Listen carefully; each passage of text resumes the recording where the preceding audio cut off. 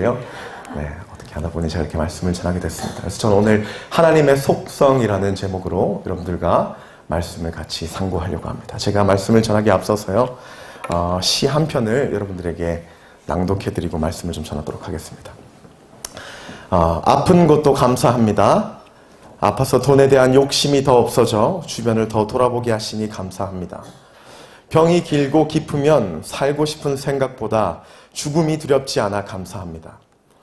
삶에 애착이 없어서 비굴하지 않아 감사합니다. 마음이 세상에 없으니 세상보다 천국을 보고 땅에 연연하기보다 하늘을 볼 수 있어 감사합니다. 하나님만 의지하고 있습니다. 나면서부터 의사들이 죽는다고 하는 말을 수십 번 들어 별로 생각 안 하고 있습니다. 내가 병원 믿고 살았으면 벌써 세상에 없었을 것입니다. 살면 기회고 죽으면 천국이라 감사합니다. 라는 시입니다. 오늘 이 시는요, 이 나라는 찬양을 작곡한 송명희 시인의 시입니다. 이 시를 통해서 그녀는 우리들에게 분명한 메시지를 한 가지 던지고 있습니다. 우리 다 아시다시피 그녀는요, 5살에 의사의 실수로 평생 소아마비 장애를 안고 살아가는 자입니다.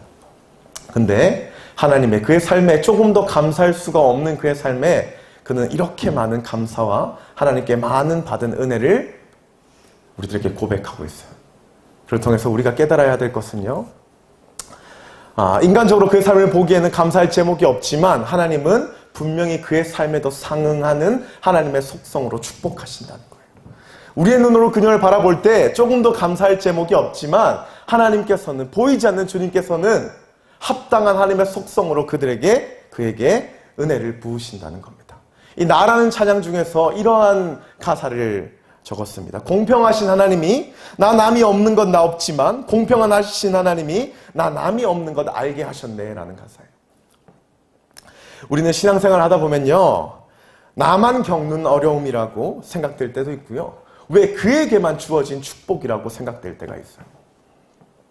그런데 우리가 기억해야 될 것은요, 축복 속에만 있는 사람도 그 내면에 분명한 어려움이 있고요, 어려움만 있는 것 같지만 우리의 삶을 면밀히 잘 돌아보면 그 안에 주님이 주시는 형용할 수 없는 은혜가 너무나 많다는 사실 여러분 기억하시기 바랍니다. 여러분, 공평하신 하나님은 각자에게 필요한 하나님의 속성으로 지금까지도 다 축복하고 계세요. 공평하신 하나님은요, 내가 알지 못한 은혜까지 우리의 삶에 다 부어주고 계신다고요. 오늘 제가 왜 하나님의 속성과 이 송명희 시인의 이 시의 고백을 여러분 가운데 이야기를 했냐면, 오늘 우리가 읽었던 시편 139편의 다윗의 고백, 이 시편에서 다윗은 고난 중에 이 시를 적었고요, 고난 중에 자신이 경험한 하나님의 속성에 대해서 우리들에게 이 시편을 통하여 말하고 있습니다. 그런데 이 시편이 조금 특별한 것이 있어요. 아까 이야기했던 하나님께서는 각자에게 허락된 각자 상황에 맞는 하나님의 속성으로 우리에게 은혜를 부으신다고 했습니다. 그런데 오늘 다윗이 고백한 이 시편 139편은요, 동일하게 많은 신학자들이 이야기하기를 이곳에는 하나님의 공통된 속성으로 표현되고 있다라고 이걸 조금 쉽게 이야기하면요, 이거는 한 성도의 다윗에게만 국한된 하나님의 은혜가 아니라는 거예요. 오늘 이 시편 139편을 하나님을 믿는 모두에게 허락된 하나님의 속성이라는 것을 우리들에게 이야기하고 있어요. 여러분, 왜 하나님의 속성을 우리가 알아야 하고 왜 하나님의 속성을 듣는 것이 중요할까요? 우리 담임 목사님께서 매일 자주 말씀하세요. 하나님을 아는 만큼 우리가 그 은혜를 누릴 수 있기 때문에 그래요. 하나님을 아는 만큼 우리의 삶에 그 은혜를 누리고 살아가기 때문에 그렇습니다. 바울이요, 빌립보서 3장 8절에 이렇게 이야기합니다. 내가 모든 것을 해로 여김은 내 주 그리스도 예수를 아는 지식이 가장 고상하기 때문입니다 라고 고백해요. 바울에게 있어서 세상 것 모두가 다 배설물로 여길 수 있는 것 단 한 가지 이유요, 내가 하나님 예수 그리스도 아는 그 지식이 나에게 가장 고상하기 때문입니다. 우리들에게 이야기하고 있습니다. 오늘 다윗이 어려움과 고난 가운데 그 믿음을 지키기 힘든 가운데 자신이 경험했던 하나님의 속성을 우리들에게 이야기하고 있어요. 저는 이 속성을 배우고 듣고 깨닫는 우리들에게도 동일한 은혜가 주어지길 믿음으로 축복드립니다. 오늘 첫 번째, 다윗이 경험한 하나님의 속성에 대해서 제가 이야기를 해보려고 합니다. 첫 번째요, 우리의 삶을 아시는 하나님에 대해서 지금 다윗이 이야기하고 있어요. 우리가 첫 장 읽었던 그 절입니다. 2절 3절을 제가 다시 한번 읽도록 하겠습니다. 주께서 나의 앉고 일어섬을 하시며 멀리서도 나의 생각을 통촉하시오며 나의 길과 눕는 것을 감찰하시며 나의 모든 행위를 익히 하시오니. 다시 뭐라고 고백합니까? 하나님께서는 우리의 가고 서는 것, 우리의 생각과 모든 행위까지도 주님 다 아시고 계십니다 라고 이야기하고 있어요. 오늘날 이 신앙생활하는 우리들에게도 얼마나 큰 위로의 말씀입니까? 믿음 지키기 힘든 이때 가운데 얼마나 큰 위로의 말씀이에요. 하나님 다 아신다는 거예요. 우리의 일거수 일투족까지 주님 다 아신다는 거예요. 근데 하나님, 다윗이 어떻게 하나님께서 우리의 모든 삶을 다 아실 수 있습니까? 우리 본문 말씀 13절의 말씀인데요. 우리 다 같이 한번 읽어보도록 하겠습니다. 우리 13절의 말씀 다 같이 한번 읽겠습니다. 시작. 주께서 내 장부를 지으시며 나의 모태에서 나를 조직하셨네. 15절 제가 한번 읽어볼게요. 내가 은밀한 데서 지음을 받고 땅의 깊은 곳에서 기이하게 지음을 받을 때에 나의 형체가 주의 앞에 숨기우지 못하였나이다 라고 고백합니다. 어떻게 하나님께서 우리의 삶을 면밀히 다 알고 계신데요? 하나님이 우리를 창조하셨기 때문이라고 오늘 다윗은 우리들에게 이야기하고 있어요. 우리 새벽 묵상을 다 묵상하시는 분은 지금 우리가 예레미야서를 보고 있음을 잘 알고 있을 겁니다. 하나님께서 이 어린 예레미야 선지자를 부르실 때 이렇게 말씀하셨습니다. 내가 너를 모태에 짓기 전에 너를 알았고 내가 배에서 나오기 전에 너를 성별하였고 너를 여러 나라의 선지자로 세웠노라 하시기로 라고 하나님의 영이 예레미야 이마에 이렇게 고백해요. 그가 태어나기 전부터 하나님이 예레미야를 선택하셨대요. 오늘 우리들의 삶도 우리가 모태에서 빚어지기 전부터 주님 다 만들고 이끌어가고 계셨다는 거예요. 그래서 우리의 모든 일거수일투족 주님 다 아신다는 거예요. 문제에 직면하는 여러분들 가운데 주님 말씀하세요. 다 아신다는 거예요. 힘든가 어려움에 직면한 우리 모두에게 주님 말씀하세요. 다 아신다는 거예요. 여러분 소설을 쓸 때요, 이 작가는 가장 먼저 하는 것이 주인공을 세우는 거예요. 그리고 주인공의 배경, 성격, 모든 걸 작가가 다 정하고 그 소설을 이끌어갑니다. 어떻게 그 주인공을 통해서 그 소설을 다 이끌어가고 결말까지 이룰 수 있을까요? 작가는 그 주인공을 만들었기 때문에 그래요. 전지적 작가 시점으로 그 소설을 써나가고 있기 때문에 그래요. 하나님 우리들에게 동일하게 말씀하세요. 전지적 하나님의 시점으로 내가 지금 너희들의 삶을 이끌어가고 계신다. 주님 말씀하고 계시는 거. 왜요? 주님 우리를 만드셨기 때문에 그래요. 여러분 어떤 문제 어려운 가운데 오늘 다윗처럼 반응할 수 있게, 그가 왜 믿음을 끝까지 지킬 수 있었던 이유 단 한 가지예요. 하나님 나를 창조하시고 내 삶을 주님 다 아시기 때문에. 그 어려운 숱한 고난 가운데서 다윗이 끝까지 그 믿음을 지킬 수 있는 것은 다윗의 이 명확한 하나님의 속성이 세워져 있었기 때문에 그래요. 그 어려운 순간에도 하나님 다 아시지요라는 고백을 그 삶에 드릴 수 있었기 때문에 그래요. 당시에 로마서 8장 18절의 말씀입니다. 제가 읽겠습니다. 생각건대 현재의 고난은 장차 우리에게 나타날 영광과 좋게 비교할 수 없도다 라는 말씀이에요. 당시 예수님을 믿는 자들에게 하신 말씀입니다. 하나님 우리가 받은 그 어떠한 고난도 주님 다 아신다고요. 그리고 하나님 더 놀라운 계획이 지금 우리들의 삶에 오고 있다고요. 더 놀라운 우리를 너무나 잘 아시는 주님의 계획이 한 걸음 한 걸음 고난의 걸음을 걸어가는 여러분 삶 가운데 다가오고 있다고요. 성경에서는 이 우리의 삶을 다 아시는 하나님의 속성을 믿음으로 잘 지키고 그 어려움을 이겨냈던 제가 정말 좋아하는 한 인물이 있습니다. 다니엘인데요. 다리오 왕 시절에 이 다니엘은 3명의 총리 중 한 명이었습니다. 그는 정말 일을 잘했어요. 똘똘했고요. 그래서 많은 사람들의 시샘을 받았습니다. 그래서 그 많은 고관들과 그 외 총리들이 하나의 법률을 세웠어요. 왕 외에 다른 자를 섬기는 자를 이 사자굴에 던지는 일이에요. 그리고 다리오 왕이 그 법률에 지장을 찍습니다. 놀라운 것은 그 지장을 찍고 바로 다음 절에 이렇게 고백합니다. 다니엘 6장 10절인데요. 제가 한번 읽어보겠습니다. 다니엘이 이 조서에 어인이 찍힌 것을 알고도 자기 집에 돌아가서는 그 방에 예루살렘을 향하여 열린 창에서 전에 행하던 대로 하루 3번씩 무릎을 꿇고 기도하며 그 하나님께 감사하였더라 고백하고 있습니다. 그렇게 어렵고 목숨이 힘든 그 가운데 어떻게 하나님께 감사의 기도를 3번이나 전에 하듯이 할 수 있었을까요? 그의 삶에 오늘 다윗이 경험한 그 하나님의 속성이 중심이 되었기 때문에 그래요. 이 어려운 순간에도 분명히 다윗은 다니엘은 이렇게 고백했을 겁니다. 하나님, 내가 주님 섬기면 내 목숨 거두신다는데 주님 이 어려움 다 아시지요. 그러나 다음 걸음 하나님께서 완전히 인도하실까 하나님 내가 믿사오니 날 인도해 주시옵소서. 그러면 이것이 우리의 삶의 기도가 되어야 될 줄 믿습니다. 하나님 다 알고 계세요. 우리의 은밀한 중에도 어려움 중에도 문제와 직면한 그 순간에도 주님 다 알고 계신다고요. 우리를 창조하시고 모태에서부터 부르셔 우리를 지명하셨던 그 하나님이 오늘도 여러분 삶을 면밀히 다 지켜보고 계십니다. 그 하나님을 신뢰하는 저와 여러분 될 수 있기를 믿음으로 축복드립니다. 다음 하나님의 속성이 있어요. 다윗이 이야기한 다음 하나님의 속성이 있습니다.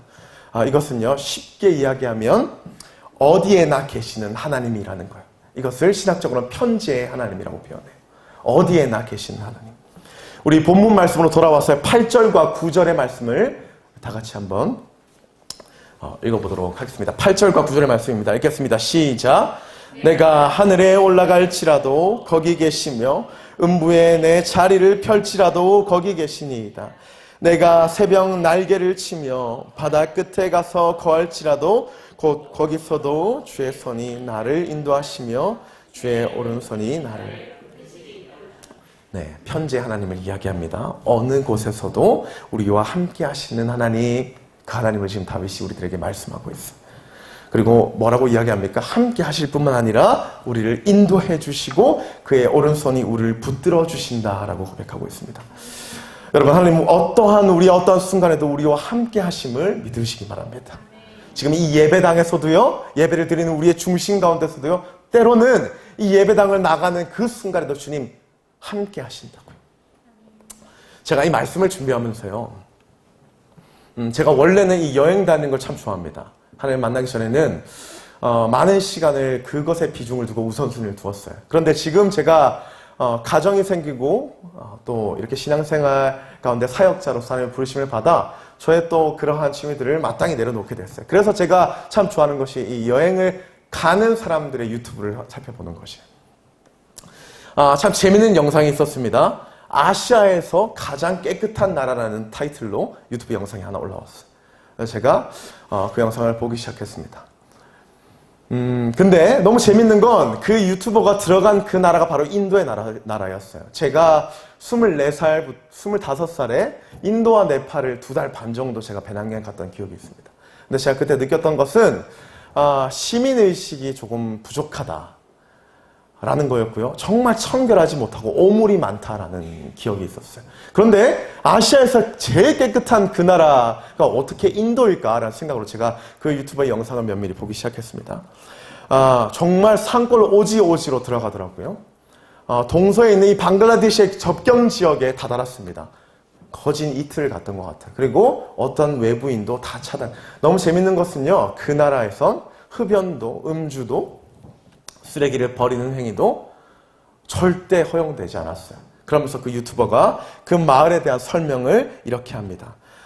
그 도시의 매우 중요한 역사에 대해서 이야기하는데요. 그 도시는 하나님의 이름을 가지고 복음을 전하던 선교사로 인해 마을 전체 인구의 90%가 크리스천이다라는 사실을 그 타이틀에 정확하게 띄우게 돼요. 제가 이 말씀을 준비하면서 어떠한 마음이 들었는지 아십니까? 하나님 거기에도 역사하셨군요 라는 마음이 들었어요. 우리가 생각지 않는 그 땅끝 오지에도 하나님 역사하고 계시다고요. 편지 하나님께서는, 다윗이 경험한 하나님께서는 하늘에도 땅에도 그 어느 순간에도 우리가 함께하는 그곳에 주님 동행하심을 이야기하고 있습니다. 제가 목사님과 흑일도라는 곳을 갔습니다. 운전을 하면 막히지 않아도 5시간을 차를 타고 가야 돼요. 도착해서가 끝이 아닙니다. 배편이 하루에 2편밖에 없기 때문에 그 시간을 기다리려면 거기에 스테이해서 1박을 해야 돼요. 그러한 강행군에 제가 8시 반 예배를 마치고 갔습니다. 놀라웠던 사실은 단 하나였어요. 이렇게 먼 곳에도 하나님께서 일하고 계시다는 거예요. 열매를 보지 않으시고 하나님이 그 최경수 전도사님의 믿음을 보시는 것 같았어요.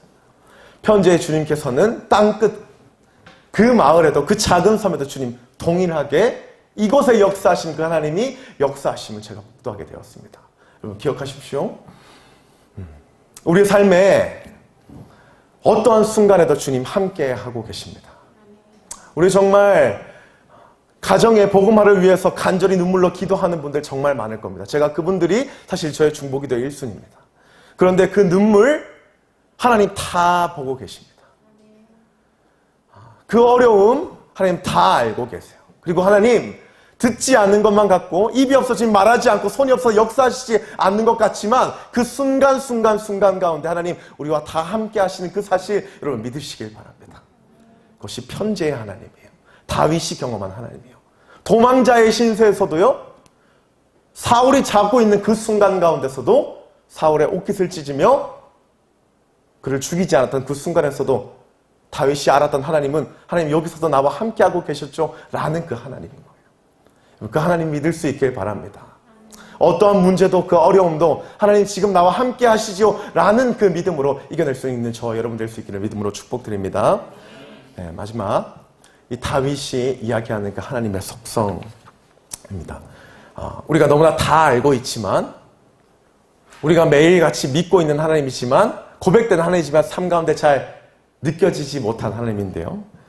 17절, 18절의 말씀 우리 다 같이 한번 읽어보겠습니다. 본문 말씀 17절 그리고 18절의 말씀입니다. 우리 다 같이 한번 읽어보도록 하겠습니다. 시작. 하나님이여 주의 생각이 내게 어찌 그리 보배로운지 그 수가 어찌 그리 많은지요. 내가 세려고 할지라도 그 수가 모래보다 많도소이다. 내가 깰 때도 네, 다윗이 지금 무엇을 이야기하고 있습니까? 지금 우리가 공통된 은혜를 누리는 그 어떤 하나님이요? 전지전능한 하나님이에요.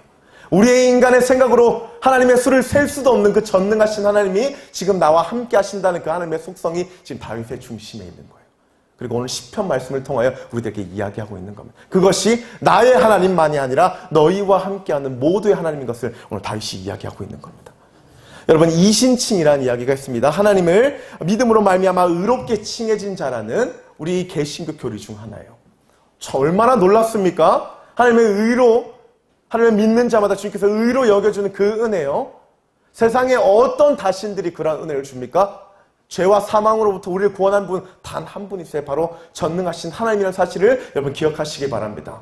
그 하나님이 우리와 함께 하심을 지금 다윗이 이야기하고 있는 거예요.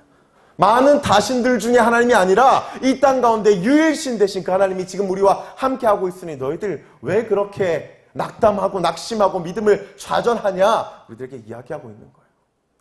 다윗의 다음 말씀 19절 20절의 말씀이요. 다윗이 그 전능하신 하나님의 성품을 알았기 때문에 이렇게 고백해요. 하나님이여 주께서 정령이 악인을 죽이시리이다. 피 흘리기를 즐기는 자들아 나를 떠날지어다. 저희가 주를 대하여 약하게 말하면 주의 원수들이 헛되이 주의 이름을 칭하나이다. 뭘 이야기하고 있습니까? 전능하신 하나님, 하나님의 이름을 망령되이 일컫는 저 원수들 좀 죽여주십시오 라고 고백하는 거예요. 왜 그렇게 담대히 이야기할 수 있어요? 그들이 갖고 있는 그 원수들보다 누가 강해요? 하나님이 강하기 때문에 그래요. 이 사실을 위해서 우리가 깨닫는 것은요, 우리가 갖고 있는 어려운 문제보다 누가 커요? 주님이 크다는 사실 여러분 기억할 수 있길 바랍니다. 어떠한 문제도 하나님은 이길 수 있어요. 오늘 우리가 그 하나님을 왜 경험하지 못합니까? 문제 어려운 가운데 내 힘과 능과 경험으로 이기려 해서 그런 거 아닙니까? 다윗은 우리들에게 이야기합니다. 하나님 전능하시다. 전지전능하신 분이 우리가 믿는 그 하나님이다. 다윗이 이야기하고 있습니다. 제가 마지막 이 마가복음 9장의 말씀인데요. 자신의 아들이 이 귀신 들린 채 한 아버지가 그 아들을 예수님 곁으로 이렇게 데리고 나옵니다. 많은 제자들이 그 귀신을 쫓으려고 축사사역을 했어요. 근데 그 어떤 제자도 귀신을 내쫓지 못했습니다. 그 아버지가 예수님께 직접 나와 이렇게 이야기합니다. 무엇을 하실 수 있거든 우리를 불쌍히 여기어 도와주시옵소서라고 이야기합니다. 그 말을 들은 예수님께서 우리 매우 유명하신 말씀입니다. 이렇게 이야기하세요. 예수께서 이르시되 할 수 있거든 이 무슨 말이냐? 믿는 자에게는 능치 못한 일이 없느니라 하시니 라고 말씀하셨어요. 제가 오늘 왜 이야기를 하냐면요. 지금 다윗이 고난 가운데 경험한 그 하나님의 세 가지 속성 있죠? 제가 처음에 이야기했습니다. 이것은 다윗에게 국한된 하나님의 은혜가 아니라고 이야기했어요. 그런데 그 은혜는 이미 우리 모두에게 주어진 하나님의 속성이자 성품이라고 제가 이야기했습니다. 그런데 오늘 우리들의 삶에 왜 그러한 은혜를 우리가 누리지 못하고 살아가요? 나를 나보다 더 잘 아시는 주님, 어디에나 계시는 주님, 전지전능하신 그 주님 믿는데 왜 우리의 믿음이 이렇게 연약하고 고꾸라질까요? 왜 우리의 믿음은 다윗이 경험한 그 은혜가 우리의 삶에는 없을까요? 단 한 가지 이유예요. 그 하나님의 속성을 우리가 전심으로 믿지 못하기 때문에 그래요. 우리의 삶에 하나님의 그 속성으로 살아내는 은혜를 한 번도 경험해보지 못했기 때문에 우리 가운데 다윗의 그 하나님의 세 가지 속성이 말씀으로만 볼 수 있는 거예요. 말씀에 능력이 있음을 여러분 기억하시길 바랍니다. 그 능력은 하나님은 우리들에게 허락하실 주님의 은혜예요. 오늘 왜 우리가 그 은혜 못 누리고 살아가요? 어려움과 고난을 만나면 뭐라고 기억하고, 아까 제가 이야기했죠. 항상 우리는 그 문제 해결에 초점을 둬요. 정말 지혜롭고 다윗과 같은 믿음은 어려움을 만나면 뭐 먼저 합니까? 무릎 먼저 꿇습니다. 저는 그것이 그리스도인의 삶이라 생각해요. 해결되지 않아도 그 문제를 주님께 맡겨드리는 그 일이, 저는 그 신앙의 모습이, 그 신앙의 자세가 주님이 기뻐하시는 자세라는 생각이 듭니다. 오늘 다윗이 세 가지 속성을 이야기했습니다. 저는 오늘 우리가 이렇게 한번 주님 앞에 기도했으면 좋겠습니다. 하나님, 지금 저에게 제가 알지 못하는 여러분들의 모든 문제가 있습니다. 하나님, 저에게 이런 문제, 이 문제 있습니다. 그러나 하나님, 오늘 나에게 그 하신 말씀 제가 들었사오니 전능하신 하나님, 나를 나보다 더 잘하시는 하나님, 어디에나 역사하시고 인도하시는 그 하나님이 그 문제의 주체 되시고 해결자 되심을 믿습니다. 아버지, 그리고 내가 그거 주님께 맡겨드리니 아버지 오늘 해결하여 주시옵소서 라는 그 기도가 오늘 우리 가운데 드려지는 간절한 하나님의 고백의 기도 될 줄 믿습니다. 이 시간 우리 다 같이 한번 이 말씀 가지고 주님 앞에 기도했으면 좋겠습니다. 오늘 제가 오늘 세 가지 하나님의 속성에 대해서 이야기했습니다.